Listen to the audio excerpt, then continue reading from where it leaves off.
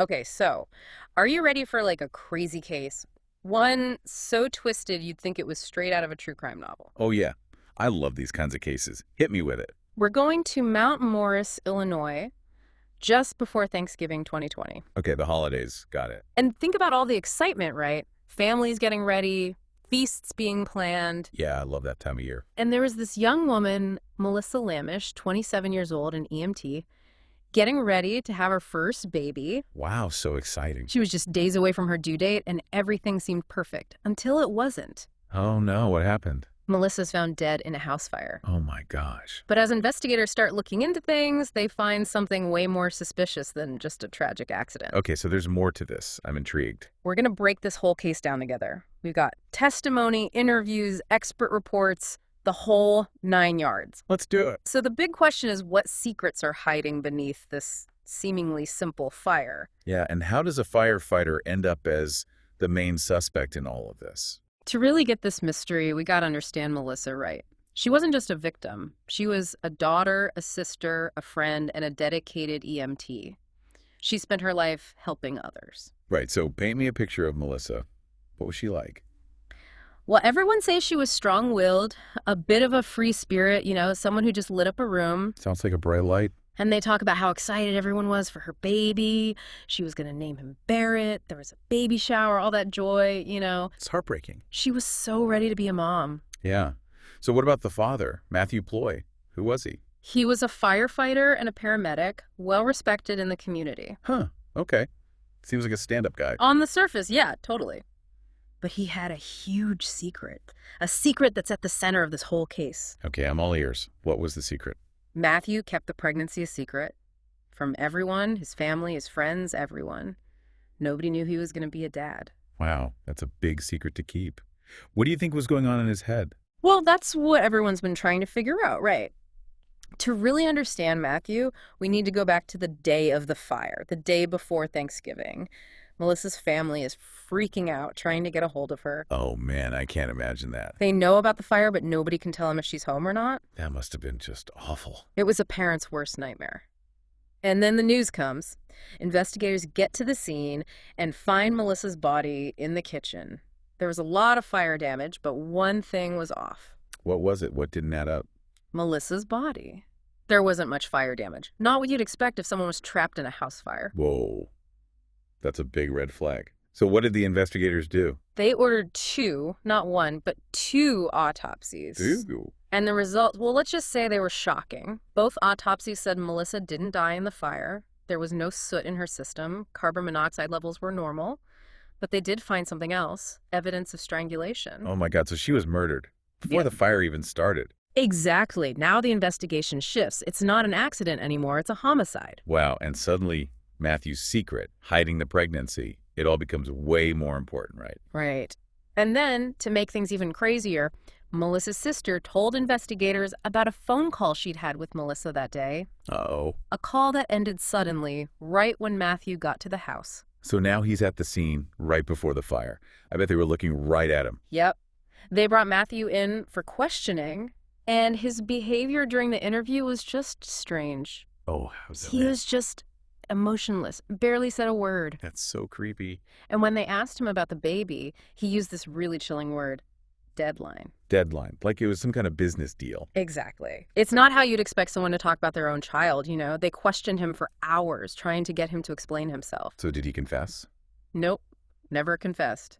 But he never denied killing Melissa either. Oh, that's so unsettling. Like he was playing mind games with them, so what do they do?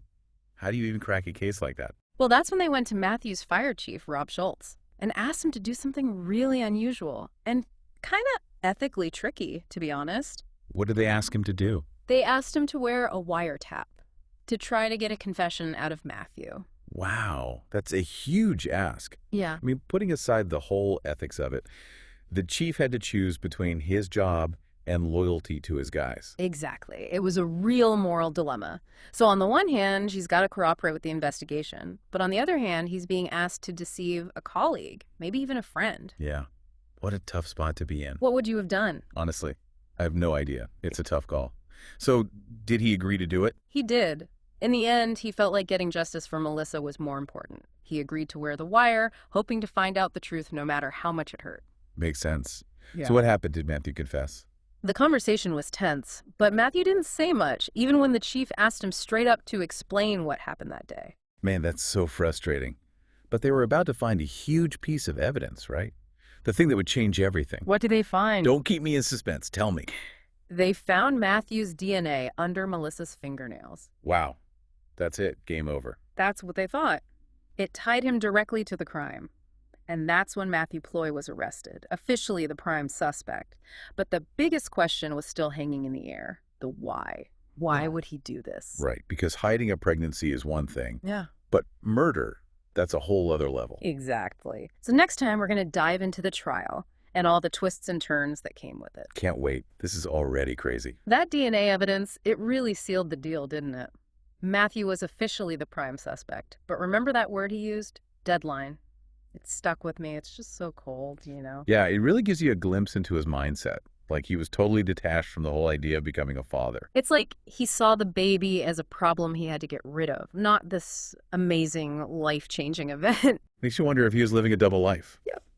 Everyone thought he was this great firefighter, but secretly he's trying to erase his own child. It's unsettling, right? Like, how well can you ever really know someone? But, okay, let's get to the big question. Why? Why would Matthew do something so horrible? Well, the prosecution's theory was pretty simple. Matthew killed Melissa because he didn't want to be a dad. Period. He saw the baby as a threat to his life, his freedom, everything he'd built. Exactly. And rather than man up and face fatherhood, he decided to just get rid of the problem. That makes sense, I guess. But is there anything that actually shows Matthew could be violent? Well, there's the strangulation itself, right? And then there's the fire, which investigators think he set on purpose to cover up the murder. Wait, hold on. Back up a sec. We haven't really talked about the fire being arson yet, have we? Good point. Arson, for anyone who doesn't know, is when you intentionally set something on fire. It's a crime. And the prosecution's fire expert had some pretty strong evidence. He said the fire was started with something called an accelerant, like gasoline or something. So it wasn't an accident. It was all planned to hide what he did. Exactly. And the fact that Matthew was a firefighter, someone who's supposed to put out fires, it's just another twist. He would know exactly how to start a fire that would burn everything and make it look like an accident. That's pretty terrifying. It is. But remember, the defense had a different story. They had their own expert who said they couldn't be sure about the cause of the fire. Okay, interesting. What else did they say? They said Matthew was cooperating and he was staying silent because he was innocent, not guilty. Could his silence actually mean he didn't do it? That's what they were hoping the jury would think. You know, we think guilty people act a certain way, they get defensive, they break down. But people are complicated. Silence can hide a lot of things. Yeah. Guilt, fear, who knows? Okay, so what about the jury? How did they see it? Well, we know they found him guilty. But before we get to that, remember that Amazon Echo Dot they found at the scene? Yeah, what was the deal with that? At first, they thought it might be a big break in the case. They hoped it might have recorded something.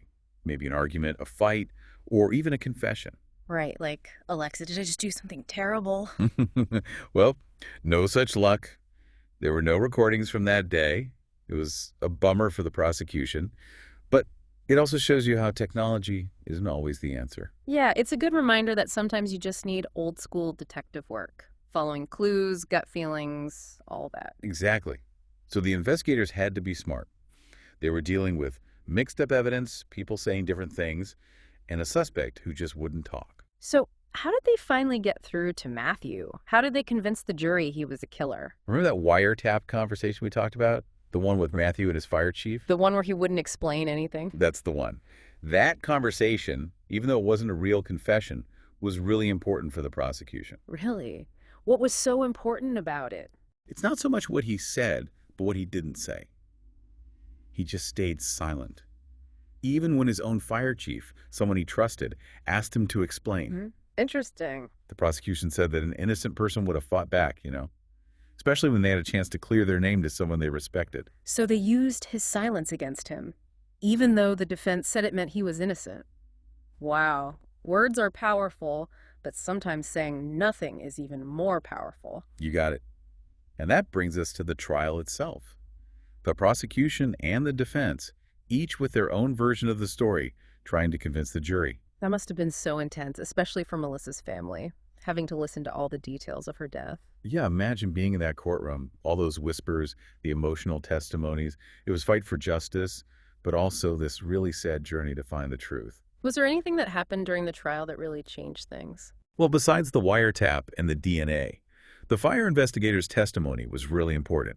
He explained everything so clearly, how the fire was set on purpose, and how Matthew, being a firefighter, would have known exactly what to do. So they made Matthew look like he planned the whole thing, like he was cold and calculating. Yep. And the defense, like we said, brought in their own expert. They tried to say they couldn't be sure how the fire started, and they said there was no motive, that the prosecution was just trying to play on everyone's emotions. So it's basically a he said, she said situation, two different stories, and the jury had to decide who to believe. Exactly.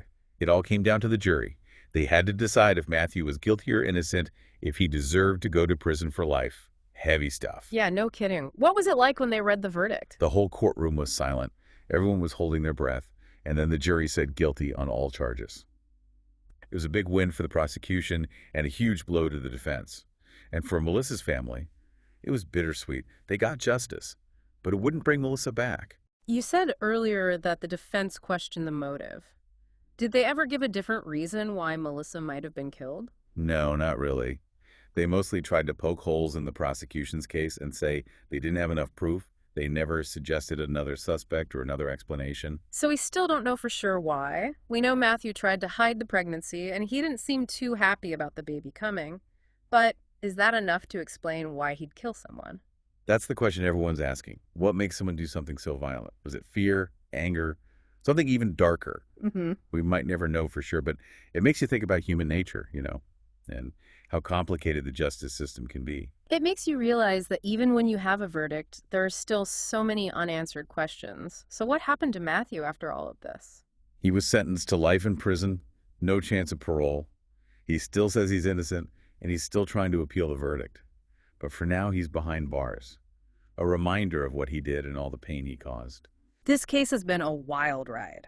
So much has happened. The investigation, the trial, the verdict. But even though Matthew is in prison, it's still unsettling. Sometimes even when you get justice, it doesn't feel like enough. It's a good reminder that there are real people behind these stories, people whose lives are changed forever. And while we might never fully understand why these things happen, we have to remember the victims and try to make the world a safer place so these kinds of tragedies don't happen as much. We've talked a lot about Matthew, trying to understand why he did what he did. But I think it's really important to remember Melissa and her family, too. They're the real victims here. Absolutely. They've been through so much, and they've been so strong. Going to court every single day, fighting for justice for Melissa and her baby. It's amazing how much love can keep you going, even through something so horrible. It gives you hope, right? Even in the darkest times, there's always that good stuff. Compassion, kindness, it wins out in the end. So we've reached the end of our deep dive into this case. It's been a long journey with lots of twists and turns, and it's left us with some big questions about human nature, about justice, about what it means to find the truth. We've looked at the evidence, talked about the legal stuff, and tried to understand Matthew's actions. But in the end, some things might always be a mystery. We might never fully get why Matthew did what he did, but as you think about this case, think about what it means for all of us, how fragile life is, how important it is to pay attention and to question things, even about people we think we know well. And maybe the biggest lesson is to appreciate every moment with the people we love, to stand up for what's right, and to never give up hope. Even when things are really bad, there's always something good, something strong inside us that can help us get through. You know, it's just crazy to think about Matthew being a firefighter. It has this whole other layer to the story. He's supposed to be saving people, a hero, right? Right. But then he does something so awful. It's a betrayal that goes way beyond Melissa and her family. It really shakes the whole firefighting community. To imagine working alongside someone, trusting them, and then finding out they're capable of this, it must have been just devastating, like their whole world got turned upside down. Yeah, totally. Do we know if any of his fellow firefighters suspected anything? Were there any signs? Nothing suggests that anyone saw this coming. He seemed like a good guy, well-respected, but this case is like a wake-up call. You know, even in jobs where trust is everything, bad things can still happen. Yeah, it's scary. Makes you realize that you can't always tell who's capable of what. We've spent a lot of time trying to understand Matthew, but We can't forget about Melissa and her family. They're at the heart of this whole thing. Absolutely. They've been through hell and back, and they've been so strong, they never missed a day of court. They wanted justice so bad for Melissa and her baby. It's amazing how love can give you that kind of strength. It's a reminder that even in the darkest times, there's always that light, that hope. It's powerful. So we've come to the end of our deep dive, and it leaves you with so many questions about good and evil, about justice, about how we find the truth. We've looked at all the evidence, the arguments, tried to figure out why Matthew did what he did, but some things will probably always be a mystery. We might never fully get it, but maybe that's okay. What's important is that we learn from this, that we remember how precious life is and how we need to be careful to question things, even about the people we think we know. And to never take our loved ones for granted, to fight for what's right and to hold on to hope, even when it feels impossible. Because even when things are terrible, there's always that strength inside us, that spark that can help us get through.